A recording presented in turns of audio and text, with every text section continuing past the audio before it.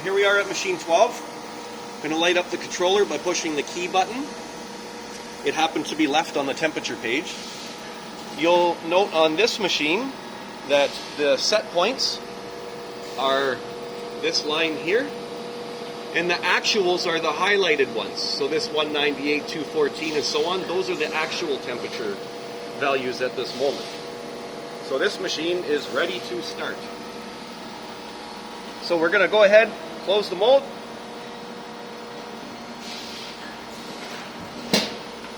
We are going to go to the injection page. So I pressed key, inject, and we're going to switch off the cushion monitor so we don't get nuisance alarms at startup. So highlight the on there, and we're going to press enter and change it to off. I'm going to come over here, I'm going to slide the hopper over the feed throat. In this case, this machine does not have a locking screw, which is not a problem, it does not move. So we're going to go ahead, and again, like the other machines, this machine was parked. By the way, this is the actual screw position, so this machine was parked not forward, in other words, not at zero, just somewhere in the middle. So we're going to go ahead and press the injection button, and you will see that that number does come to zero. Now we're all the way forward. I'm going to go ahead and rotate the screw and start loading the pellets into the barrel.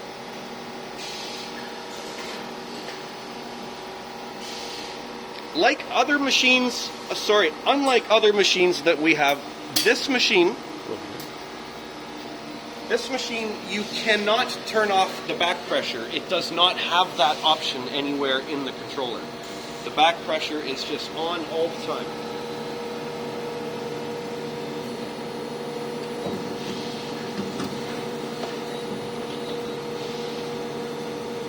Now I know it's a bit dark in there, but you can see maybe that the material is coming out with what appears to be unmelted pellets in the mill. Now generally you do not want to inject those into the mold. Most of the time they will cause you a problem in the form of, say, a short shot, or in other words a cavity that did not completely fill because a pellet blocked the gate while it was in the process of filling. And depending on the design of the mold, it might not eject and you'll have to use a tool and manually remove it yourself, which of course we don't want to do. So we're going to take a step back and let the material stay in there. I stopped rotating the screw. We wanted to just spend a few seconds inside the barrel with the heat to make sure that it's melted properly and we don't have any cold slugs.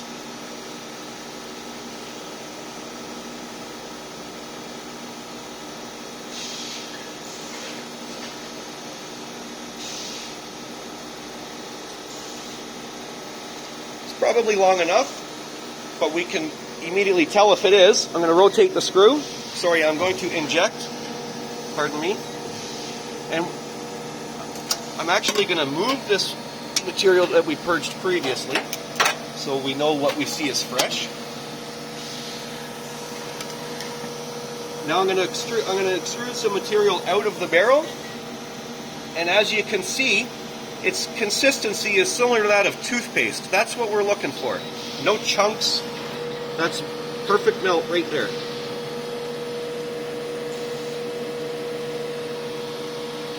So, back to the controller now, and the fact that this machine, you cannot turn off the back pressure, creates a bit of an issue at startup. But there is an easy workaround. So what we're going to go ahead and do is we're going to go to the screw page, which the controller happens to already be on, and I'm going to explain this. This 12.3 value right here is our actual screw position at this moment in time. This screw 3 position of 33.8 is our set shot size. So ideally, when we push screw rotate, we would like to see that 12 number slowly climb up to be 33.8. Unfortunately, if I waited that long, I'm going to extrude a whole bunch of material out of the barrel, and it's going to start to come out as pellets again because it's going to be rushed through and it won't spend enough time in there melting. So a workaround for that is we're going to cheat and use the suck back button. So what we're going to do is we're going to use the suck back button to get this 12 value close to our actual shot of 33.8, and I passed it. So I'm just going to go ahead and bump the injection forward a bit. And by doing that, it defaulted back to the injection page, but this readout is the same one that we had on the other page. So I'll go back to the screw page. There's that readout again. Now we're going to go ahead and hit screw rotate. By pushing the suck back button, what we've essentially done is just created a very large air pocket in front of the screw.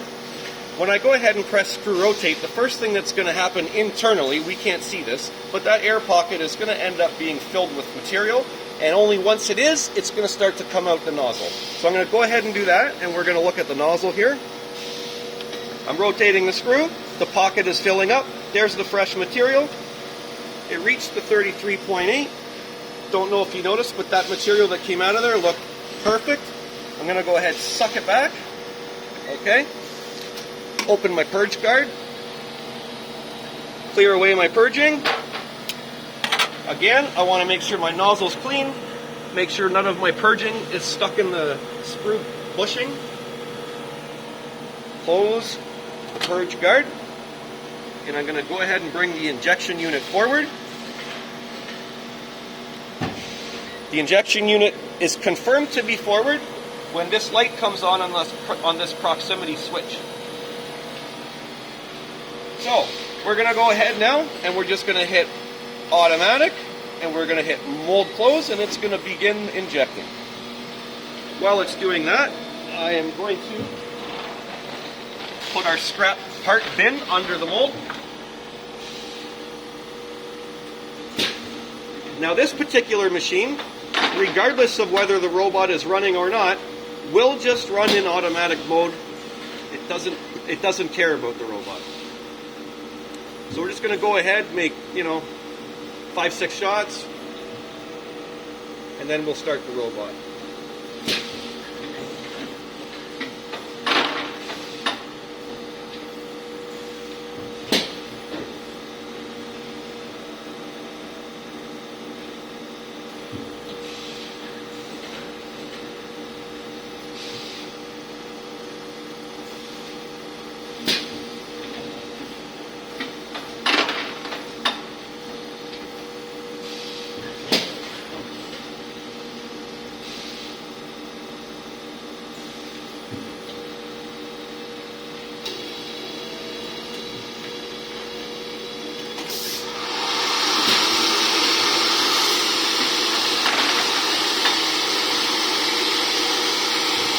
That should be good. So this robot controller is different than the other one. This one here we have stop and auto. On this one, it does not care where in the cycle you turn it on. You can turn it on whenever you want, and you only have to press the auto button once. Auto. Next time the mold opens, the robot will be coming down to collect the runner.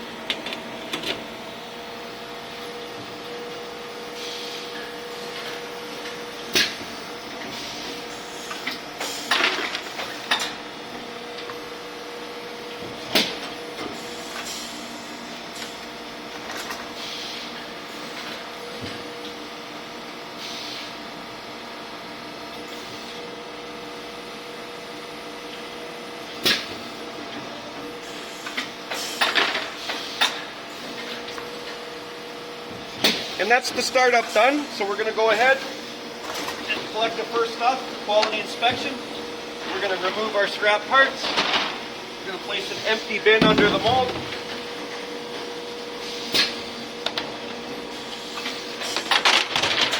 Collect one shot.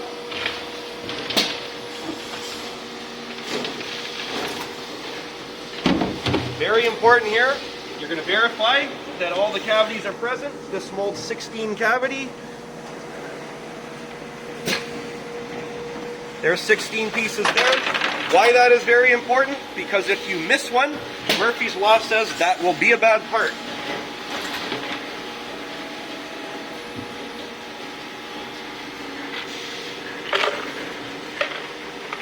There's our first off. We submit to quality. Now we come back to the machine control. we have to put the alarms on. So I'm going to go ahead and press the key button. I'm going to select inject, which is F3. And this value, I need to switch it on. Now, unlike other machines in here, you cannot switch this state from on to off while the machine is in automatic mode. I'll go show you. I press the button, must change to manual status. So we're going to wait for the mold to open, we're going to wait for the parts to eject and the robot to go, and then we're going to go ahead and put it in manual very quickly. We're going to hit manual, enter, full auto, close. Now I'm going to press key, I'm going to go back to the injection page, and there you will see the cushion monitor is now on.